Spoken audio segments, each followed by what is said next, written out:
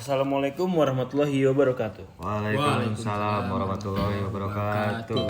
Oke, teman-teman, balik lagi bersama kita di Potskuy. Skuy.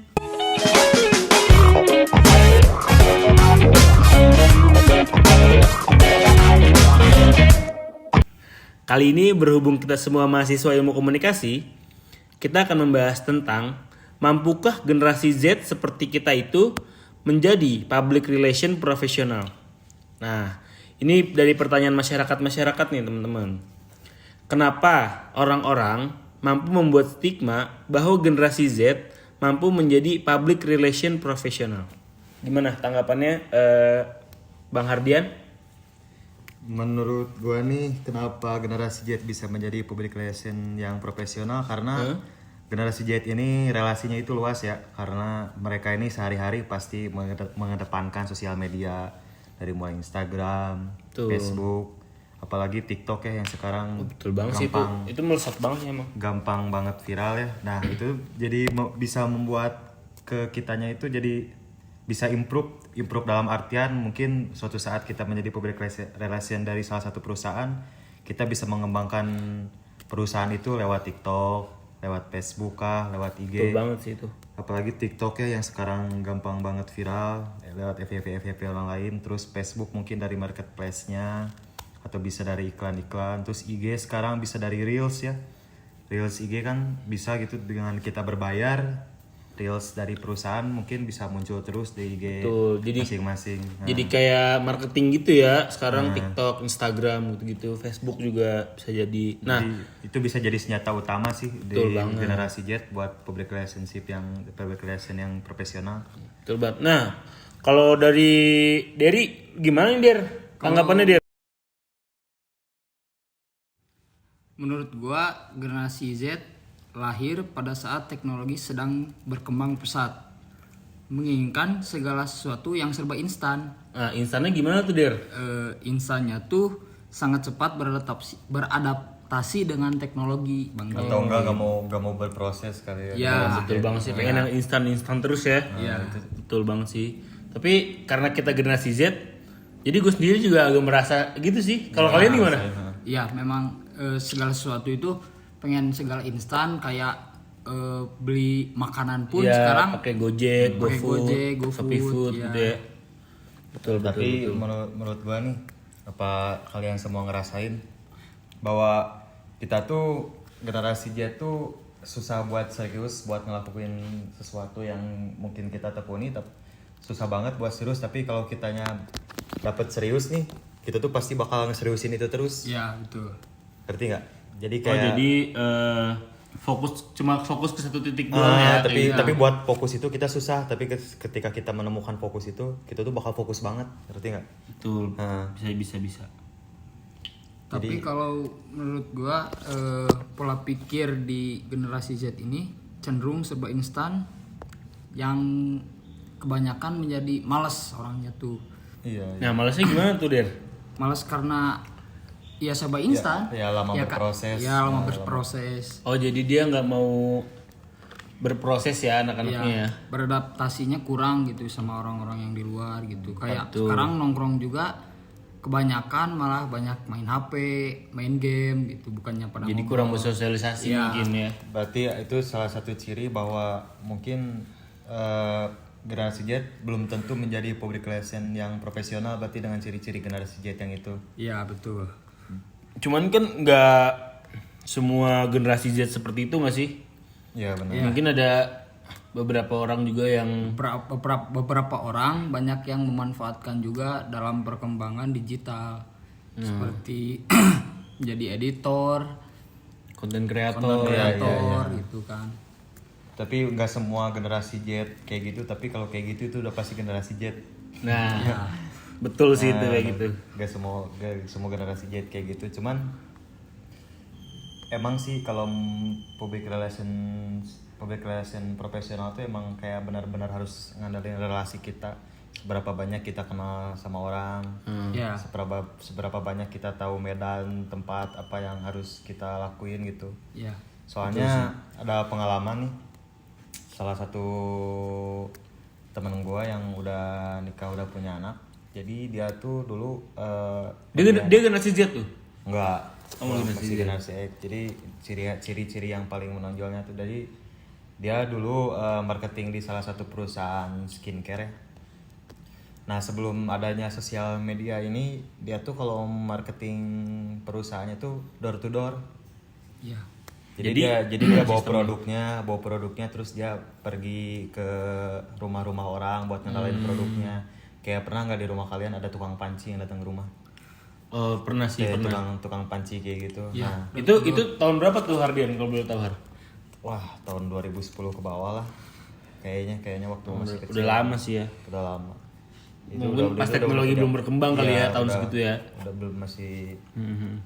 Tapi dia sekarang udah punya anak gitu. Jadi kayak gitu sih. Jadi kenapa generasi Z mampu jadi yang profesional? Ya salah satunya dengan ciri itu tadi. Kayak generasi Z pasti bisa manfaatin teknologi yang ada karena generasi Z ini lahir dari perkembangan teknologi juga kan. Betul banget, betul. Kerasa juga gak sih sama kita-kita? Ya betul. Nah, oke. Terus ada pertanyaan lagi nih Har. Alasannya kenapa kita sebagai generasi Z bisa menjadi seperti itu? Gimana tuh tanggapannya Hardian, jadi Menurut Jaki duluan deh kayak gimana? menurut gua alasannya kenapa kita sebagai generasi Z bisa menjadi seperti itu karena Tadi ya sosial media yang paling ya sosial media sih yang paling berpengaruh sama ya sebutlah kita karena kita kan generasi Z juga nggak sih? Iya. Berpengaruh banget sih sama sosial media kayak kenapa sih kita tuh pengen yang instan terus karena diwadahi gitu loh. Adanya aplikasi Gojek, GrabFood, ShopeeFood gitu loh kayak Berarti mendukung gitu loh, ada dukungan juga. Mungkin karena emang teknologi kali ya. Iya. Karena teknologi semakin berkembang jadi kita juga bisa semakin mudah gitu loh. Jadi pasti kalau generasi Z seperti kita tuh di perusahaan kita pasti istilahnya punya cara lah. Iya, Punya pasti. plan, punya Betul. plan tersendiri dalam mungkin manjangin relasi buat perusahaan kita. Betul. Kalau diri sendiri gimana, Der? Cuman kalau menurut Gimana? gua Ardian nih bahwa public relation generasi Z jadi public relation udah pasti bagus, udah pasti baik, cuman dia belum tentu profesional. Kayak tadi kayak masih mau serba instan, masih lama untuk berproses lah istilahnya, masih lama untuk berproses gitu. Betul. Menurut Terry nih, Menurut diri sendiri gimana, Der? Menurut gue sendiri sih generasi Z tumbuh dari hasil pengalaman mereka saat orang tua mengalami krisis ekonomi membuat Gen Z lebih kompetitif. Jadi mereka tuh Gen Z nggak mau kayak orang tua merekanya masing-masing gitu yang iya. hidupnya tuh serba susah gitu, serba ribet gitu. Sekarang kan adanya teknologi yang berkembang pesat tuh. Semuanya jadi segala instan, makanya mereka ingin merubah ya merubah istilahnya merubah derajat orang tua. Ya, Pasti ya, ngalamin ke kita juga kan. Pasti itu kita alami juga sih kalau hal itu. Apalagi mungkin gue sebagai anak satu-satunya nih, terus orang tua mungkin pekerjaannya belum tidak masih buruh pabrik biasa lah. ya Nah jadi orang tua pasti kayak ngebebanin kita bahwa kita tuh harus bisa jadi lebih mereka, dan itu sadar membuat ke guanya tuh kayak tadi yang dibilang jiwa kompetitif. Wah gue harus lebih baik dari dia nih. Betul. Nah, gua Dan harus lebih baik. Dan generasi Z juga pasti dibalik bukan keburukan sih ya dibilangnya apa ya? Dibalik kebiasaannya mereka yang segala serba instan. Tapi setiap orang pasti punya caranya masing-masing. ya betul. Dan dia tuh pasti punya segi positif buat kayak wah gue harus ngebangun value gue nih Nah, buat iya benar. Nah. buat gue menaikkan derajat orang tua gue. Mungkin dengan cara dia berjualan online atau Iya, dan iya, sebagainya gitulah. memanfaatkan fasilitas yang dikasih sama orang tua. Terus kayak kita tuh pasti kita tuh secara tidak langsung dapat pengalaman menjadi public relation. Jadi dari contoh kasus yang viral di Twitter kemarin yang kasus ST. yang viral karena salah satu konsumennya bilang bahwa produk ST ini kemanisan. Ya. Terus dia bikin cuitan di Twitter yang ngehujat ST-nya dan ST-nya notice lalu mesomasi. Banyak tanggapan juga kan dari orang-orang, ada yang bilang bahwa dia mendukung pendapat yang nge-tweet itu bahwa ST kemanisan, dan ada juga yang malah membela ST. Dan kayak contoh ngebelanya ada salah satu akun yang ngebela kalau mungkin tidak semua produk ST kayak gitu, mungkin ada salah satu pembuatnya yang ini. Nah itu secara tidak langsung kayak membangun public relation kita. Betul. Kalau kalian semua sadar. Betul sih. Jadi itu juga kayak itu pengaruh besar sosial media juga nggak sih? Iya. Ya. Kayak viral di sosial media, jadi yang harusnya bisa orang yang korbannya ST-nya kemanisan itu bisa langsung komplain ke pihak ST-nya, cuman karena ada sosial media, jadi dia orang-orang jadi pada tahu sih. Iya, jadi pada tahu karena dia nge-share di sosial media itu gitu. Oke. Nah, terus ada pertanyaan lagi nih Hardian, Dir. Yo. Pentingnya sosial media dalam penerapan public relation adalah ya tadi contohnya sih yang ST tadi, kayak pentingnya sosial media dalam penerapan itu kayak tadi ada yang hujat ST gara-gara produknya itu kan pihak ST dengan gak harus langsung datang ke orangnya atau apa, langsung bisa klarifikasi. Iya, betul, langsung ke klarifikasi atau langsung manajernya somasi. atau langsung ke pihak ST-nya gitu kali ya. Jadi nggak harus ke sosial media ya, karena secara nggak langsung, bukan secara nggak langsung sih, emang itu udah menjatuhkan PT ST sendiri itu sih. Dan kita juga yang mungkin kritik sarannya jadi nggak langsung datang ke outlet ST-nya juga. Jadi langsung mungkin cuitan di Twitter kah, atau di IG atau di TikTok. Betul, karena kan orang mengkonsumsi berita itu kan nggak selamanya positif nggak sih? Iya, terus kadang ada juga orang yang negatif. Iya, dan terus kalau kita di sosial media juga kita nggak ada batasan umur. Kayak misalnya contoh dulu bukan sosial media, kayak koran pasti yang baca mungkin bapak-bapak, anak-anak muda. mungkin baca. Iya, mungkin kan gitu. Jadi Belum pada bisa baca. iya sih benar. Jadi ruang lingkup beritanya mungkin bapak-bapak aja kan. Kalau sekarang jadi konsumsi publik. Iya, anak kecil pun udah bisa pada tahu. Iya, bisa tahu. Bapak-bapak, ibu-ibu, kalangan. Apalagi kalau misalkan ibu-ibu tahu nggak sih? Iya. Buset, kalau ibu-ibu tahu mah. Grup WA rame. Waduh. grup WA rame. Wah, jangan beli ST kemanisan. Nah, itu salah satu contohnya. Dan pasti sosial media itu jadi senjata sih. Bukan kayak udah paling penting sosial media itu. Nah, ngomong-ngomong generasi Z, menurut kalian kayak ibu-ibu bapak-bapak zaman sekarang tuh pada kebawa generasi Z nggak sih? Mereka, kalau menurut gue ini mereka itu sekarang sedang mengadaptasi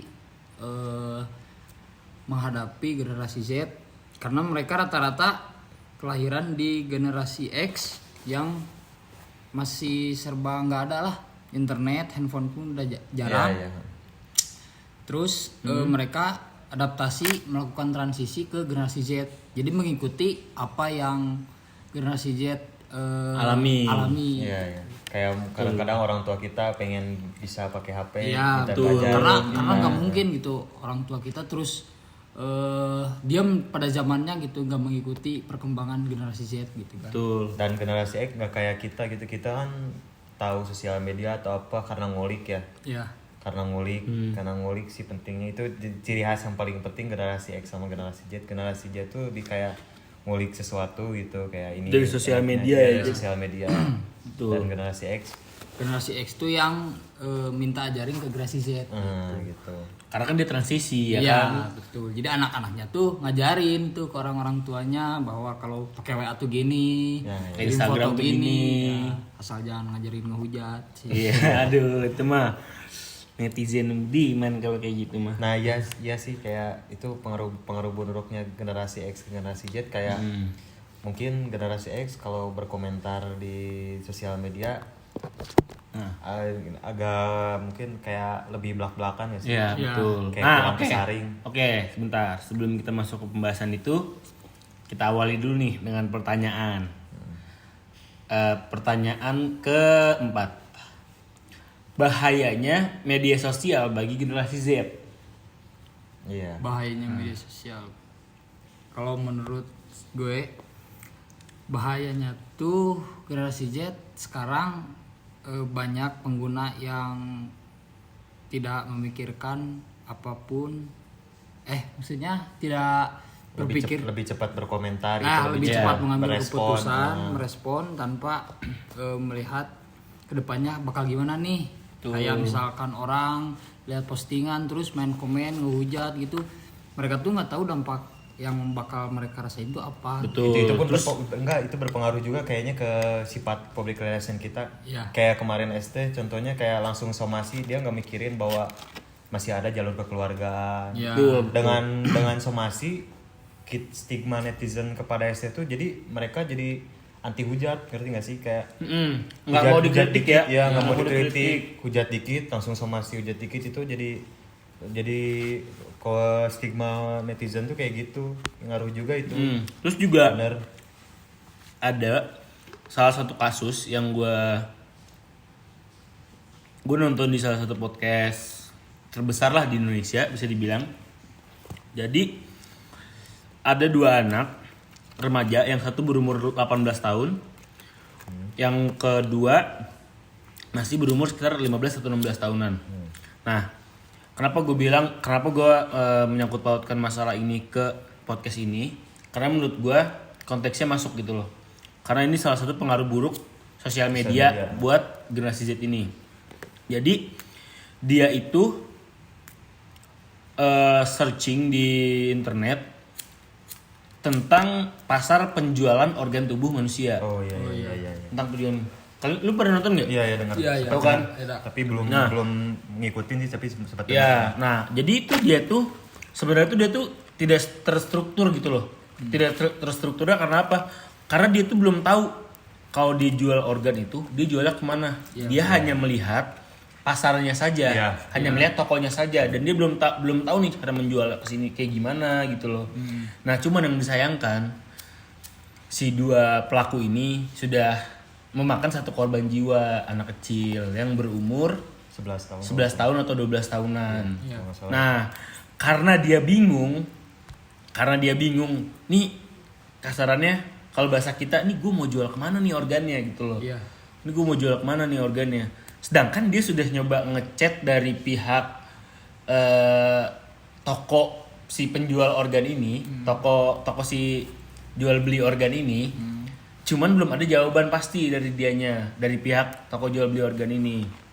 Nah, jadinya yang disayangkan anak itu dibuang di sungai gitu aja. Itu menurut gue salah satu pengaruh buruk sosial media. Kalau yang mencerna itu adalah anak di bawah umur. Karena anak di bawah umur tuh menurut gue gampang banget. Iya, pemikiran tuh gampang banget mindsetnya tuh gampang banget diubah gitu loh. Gampang banget disetirin lah kasarannya, bahasanya disetirin gitu loh. Tunggangin lah. Ditunggin.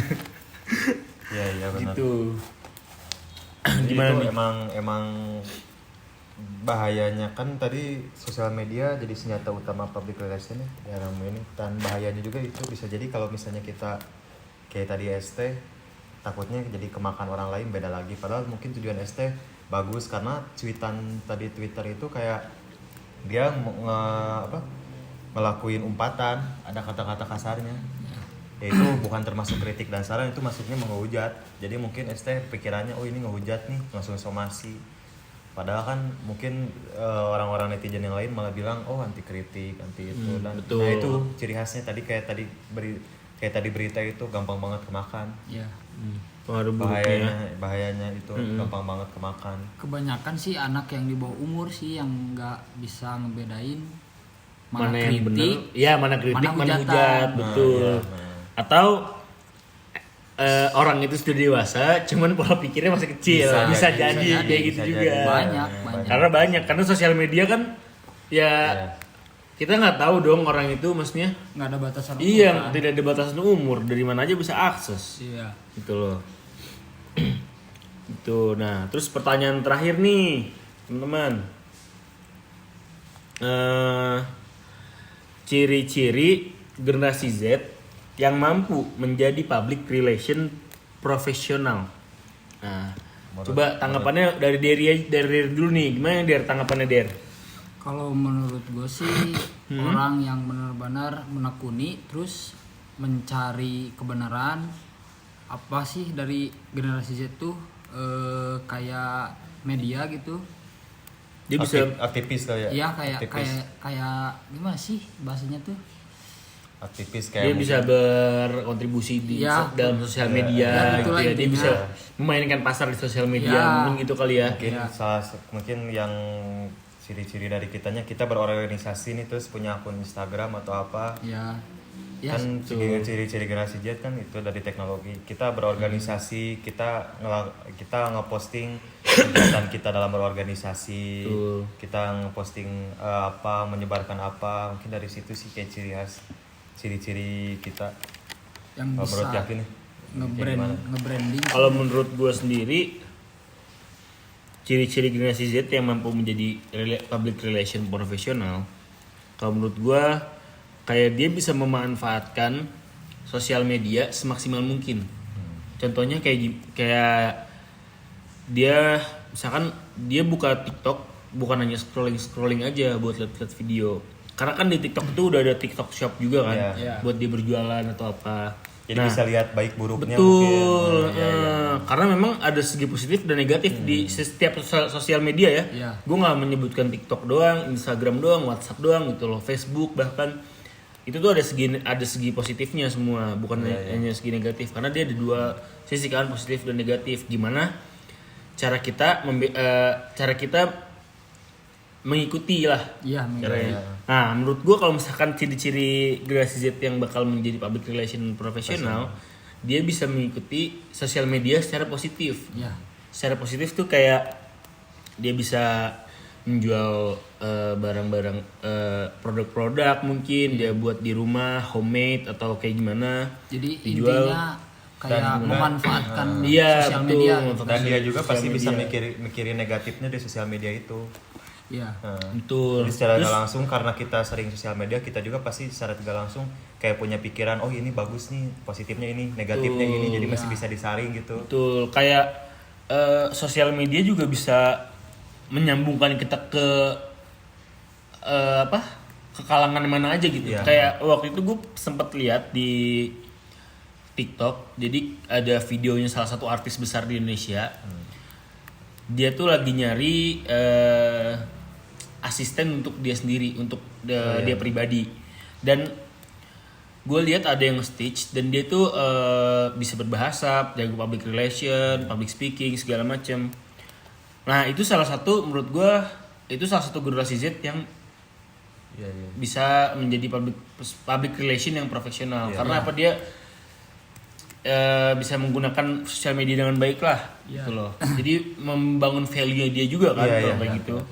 Bahkan sekarang kalau menurut gua nih ya public relation ini bisa diganti katanya jadi brand ambassador. Ngerti? Gimana tuh? Jadi kayak salah satu acara di TikTok namanya Tema Indonesia atau enggak kayak e-sport gitu. Tugas brand ambassador ini mereka ini tugasnya kayak selain tugasnya mungkin nge-branding e-sportnya itu, jadi dia kayak punya tugas kayak mungkin memasarin produk-produknya, ngenalin e-sport itu kayak gimana ke yang lain. Kayak kemarin kayak pesta Mobile Legend turnamen Mobile Legend terbesar sedunia makanya di Jakarta. Iya. Jadi secara nggak langsung ini ngenalin bahkan Mata Najwa sama Sandiaga Uno pun yang mungkin notabene-nya nggak tahu game online Jadi bisa tahu ya? Iya, nah itu dia. Jadi itu secara pengaruh nggak juga langsung sih buat pengaruh. public Nah, relation. jadi secara nggak langsung Sandiaga Uno bahkan Mata Najwa Shihab yang acara Mata Najwa itu bisa tahu bahwa bahkan secara nggak langsung ya bisa kenal lah, bisa istilahnya mungkin itu salah satu tugas dari public relation dari brand ambassador itu sendiri gitu. Iya. Tuh. Jadi sih intinya apa tadi pertanyaannya? Ciri-ciri generasi Z yang mampu menjadi public relation profesional. Jadi intinya ciri-ciri generasi Z yang bisa membangun public Relation profesional tuh kayak yang bisa membangun citra positif dan membranding dirinya sendiri yang baik sih kalau menurut saya. Betul. Ya. Itu sih. Paling intinya dari semuanya setiap sosial media pasti ada segi positif dan negatifnya dan generasi Z lah yang mengurusnya gitu. Dan generasi Z itu menurut gua nggak negatif semua, pasti ada positifnya juga. Ya. Tergantung dirinya sendiri. Balik lagi pertanyaan kayak pertama, mampukah generasi Z menjadi public relation profesional? Menurut gua mampu banget. Mampu sih. Walaupun pasti ada sisi negatifnya dan mungkin yang tadi disebutin bahwa lama berproses, tapi mereka bisa improve diri mereka sendiri. Ya. Pasti mereka punya cara tersendiri menghindari negatifnya, bisa cara tersendiri buat manfaatin positifnya itu sih menurut gue. Betul sih. Ya mungkin terjawab ya pertanyaan tadi pertama dari pembahasan kita. Langsung tutup aja. Oke, paling gitu aja. Sekian dari saya Zaki Uluan. Saya Hardian Firdaus. Saya Dery Ridwan. Nantikan lagi podcast-podcast selanjutnya di Podskuy. Assalamualaikum warahmatullahi wabarakatuh.